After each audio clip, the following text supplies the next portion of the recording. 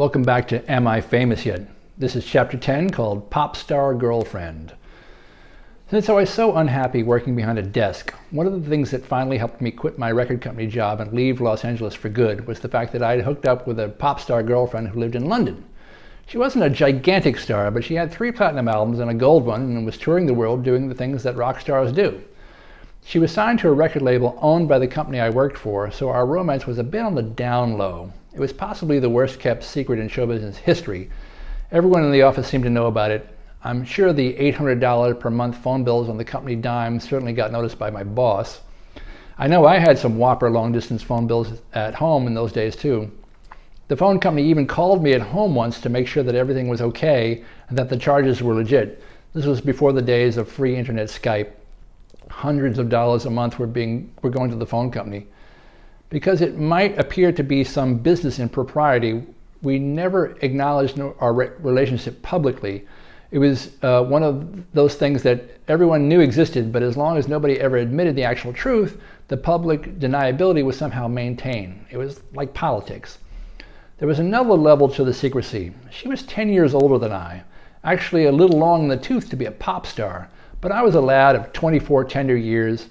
She was too ashamed at having a boy toy to admit it to anyone, I think. Throughout the year and a half we dated, she would never want to be seen in public with me in anything more than an official capacity. Perhaps this should have been a red flag for me in retrospect. That and the Catholic shame crying jags after certain intimate encounters. The relationship was long distance for about the first year. Because of her touring schedule and my business trips, we were able to rendezvous every few months in some city or other. It was all very cute. We were both very giddy about it. Finally, she said, "Why don't you come to London?" I didn't need to be invited twice. This was my big rom-com moment. It was my opportunity to chuck my whole career for love and adventure. I was young, single, and I hated my job. I basically had nothing to lose. I sold everything I could out of my personal possessions. I shipped the rest to my dad's house to be stored in his attic in North Carolina. A bunch of stuff stayed up there for many decades. I felt a little badly about that. But off I went on a one-way ticket to London. I bought a bass with me because I hoped to begin my playing career in earnest in the UK rather than aspire to another desk job. I wanted to play as much as I could in between all the international travel that she and I would invariably end up doing. On the same flight with me from Los Angeles to London, there was a reggae band who had a bunch of guitars and gear, also as checked baggage. Once we got to Heathrow, somehow, I believe that my bass must have gotten mixed in with their stuff. I think they just took it, perhaps unwittingly. Well, somebody did. I would like to think that there was honor among musicians in that, upon realizing their mistake, they would have made efforts to immediately return the bass. It was a nice one. Alas, I never saw it again.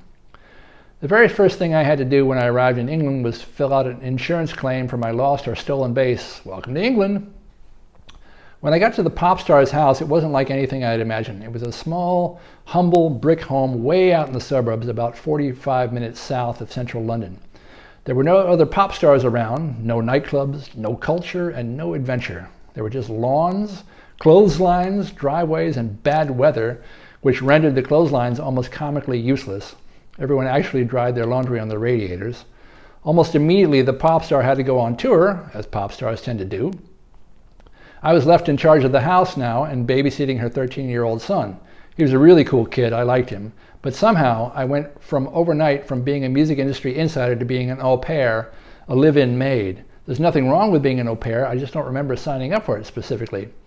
Concurrently with me doing laundry and cooking for the kid, all of my self-confidence and swagger immediately exited the building. Since so much of my self-worth seems to be directly tied to my current level of employment, being unemployed and being asked to babysit since I clearly didn't have anything better to do felt pretty demoralizing. It was also very isolated out there in the burbs. She had a cousin with kids come in from out of town to visit her during the time that I lived in the house.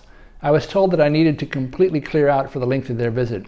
This was partly because there would be a lot of people in the house, but it was mostly because she was ashamed of having me around as the admitted boy toy. I ended up finding some 15-pound per night tiny bedsit in some hellhole in London for the week. It was the kind of joint with crusted carpet and cigarette burns all in it. It probably would have been a shooting gallery if it were in New York, but somehow the British were ever so slightly more refined about it. There were no visible junkies present, very civilized. This should have been another red flag for me. It was clear that she didn't really want me around. I had just quit my career, sold all my possessions, left the country of my birth, just to hang out with her, but hey, no biggie. The situation in the UK wasn't measuring up to my expectations, and I damn sure wasn't measuring up to hers.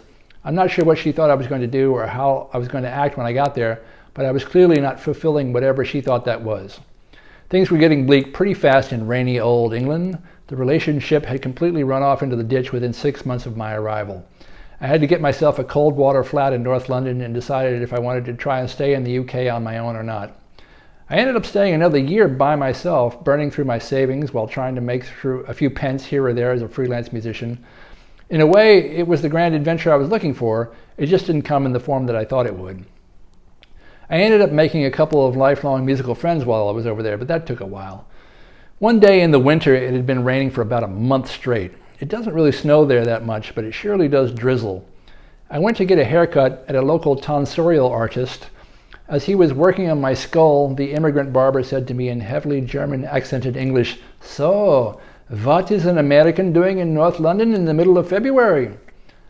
I was hard-pressed to give him a suitable answer since I really didn't know myself. That following summer, I eventually ended up with a regular gig playing bass nightly and being a booking agent for a new restaurant in Covent Garden.